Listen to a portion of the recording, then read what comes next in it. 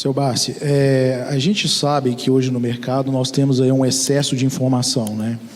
E isso acaba deixando o investidor que está começando muito perdido. Então a gente pega, por exemplo, taxa Selic está baixa, todo mundo fala para ir para comprar ação. Taxa Selic está alta, agora vende e corre para o CDB. Né? Então a gente vê essa gangorra, né, constante acontecendo, aonde quem ganha dinheiro, como o senhor fala, é sempre o banco, né, o assessor, e o investidor vai ficando cada vez mais pobre com esse giro constante de acordo com a maré do mercado. Né? E aqui a gente tem hoje vários convidados também que estão começando a investir, e pegando esse gancho na pergunta do Jorge Rezende, ele fala o seguinte: como que eles se atêm a uma estratégia, né? Com tanta informação, tanto ruído, como que ele começa a escolher empresas inicialmente para viver de dividendo? Qual que é o ponto principal, né, que ele deve buscar para escolher, para ele iniciar? Né? Ficar longe, talvez, desses ruídos, dessas informações, acreditar em alguma coisa, se ater à estratégia? O que o senhor recomenda? Bom, eu acabei de dar um exemplo agora aqui, que você não precisa esperar um ano para ganhar 10%, tá certo? Você pode ganhar 10% em 15 dias, um mês. O problema é você começar bem. Para começar bem, você precisa estar bem orientado, tá certo? Eu, por exemplo, muitas pessoas perguntam por que eu não aplico na renda fixa. É porque a renda fixa eu uso, está entendendo? A renda fixa é um instrumento sobre o qual me permite a não ter o dinheiro embaixo do colchão. Então, eu tenho que colocar em algum lugar, tá certo? Então, eu fico com esse dinheiro reservado para quando as empresas que eu tenho a condição de comprar ou que fazem parte da minha carteira tiverem o quê? Tiverem o preço recomendável, tá bom? Então, eu acho o seguinte, eu acho que não é muito difícil, ou não precisa ter muita cultura para interpretar o seguinte: a renda fixa, ela, além de não gerar riqueza para o país, ela não corrige satisfatoriamente o nosso dinheiro, porque no meu interpretar, no meu entender, na minha avaliação, a inflação não é essa que nos é divulgada. Eu não sei se tem alguém aqui que acredita que a inflação é 2%, 3%, tá certo? Aquele que acredita que a inflação é 2%, 3%, ele nunca vai prosperar. Ele precisa ter o quê? Ele precisa buscar fontes que possam lhe proporcionar um resultado melhor. E dificilmente você vai ter algum investimento que não as ações que possam te proporcionar essa majoração. Então, a renda fixa eu uso e não invisto e nem aplico, eu uso, é diferente.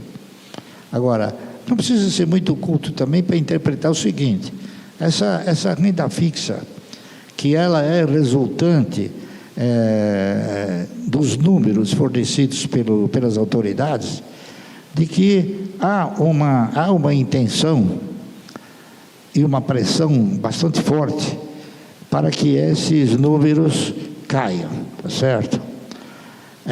É bastante possível, muito provável, que esses números venham a cair. Por quê? Porque existe uma pressão muito forte. Mesmo que a inflação seja alta, existe a pressão para que esses números da taxa de juros caia. E esses números da taxa de juros, eles são influenciadores. Não há dúvida nenhuma que a hora que esses juros baixar, as ações vão se constituir novamente numa opção melhor do que agora para esses desavisados, tá certo? Porque para nós, as opções, a ação continua sendo uma opção bem superior. Por quê? Porque nós temos um sentimento muito importante, Eu já tive a oportunidade de conversar com muitas pessoas que elas têm, assim, a paciência de aplicar 3, 4, 5 anos na poupança e não tem capacidade de aplicar um mês nas ações. Então, essa pessoa nunca vai ser um vencedor. Está correto? Então, a pessoa tem que se conscientizar, tem que ter cultura de investimento. E a cultura de investimento é exatamente você saber onde o seu dinheiro está melhor aplicado. Uma das perguntas que você faz é o seguinte: se eu aplico no Tesouro Direto, por exemplo, em última análise, eu estou dando dinheiro para o Lula, não é? Eu não sei se o Lula é um bom administrador. Vocês talvez saibam melhor do que eu. Mas eu não faço isso. Eu jamais daria um tostão na mão do Lula. Tá certo? Então, por exemplo, eu dou na mão do Walter Schaca, eu dou na mão do Pedro Ivo, tá certo? Eu dou na mão do Bertoncini. Enfim, eu dou na mão dessas pessoas que, efetivamente, eles vão... E eles têm a obrigação de remunerar esses investimentos. Está correto? Então, renda fixa, eu uso, não aplico. E o senhor já fez um gancho interessante, né? Que tem uma pergunta aqui. Não, o senhor já fez. Eu vou fazer um gancho para uma pergunta que teve aqui, que é justamente sobre ter uma reserva de oportunidade para aproveitar as quedas da bolsa. O senhor faz isso, então, né? Bom, a reserva, ela é uma consequência. A reserva você não constitui como reserva. Por exemplo, alguém pergunta para mim: Parça, você tem renda fixa? Eu tenho. Em que banco? Não é banco, a minha renda fixa é em ações. Tá certo? Eu tenho inclusive tentado, né? Que não é fácil, tentado mostrar para alguns empresários o seguinte: o cidadão que aplica na renda fixa, qual é o sentimento dele? O sentimento dele é saber que num dia tal ele vai ganhar alguma coisa.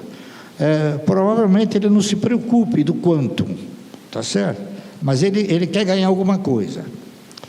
Então, baseado nesses princípios, eu tenho chegado para alguns empresários e tenho dito o seguinte: por que você não transforma a sua ação, que é uma ação de renda variável, num papel de renda fixa?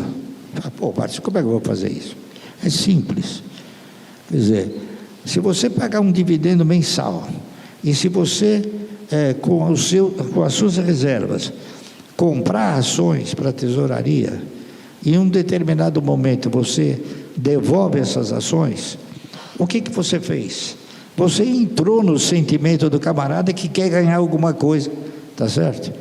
Então, existe, inclusive, isso vai acontecer. Tem empresários que já estão analisando, já estão avaliando isso.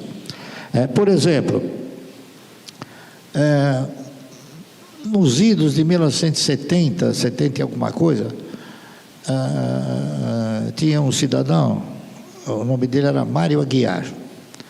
Ele era irmão do Amador Aguiar. E eu escrevia no jornal. Na época ninguém escrevia.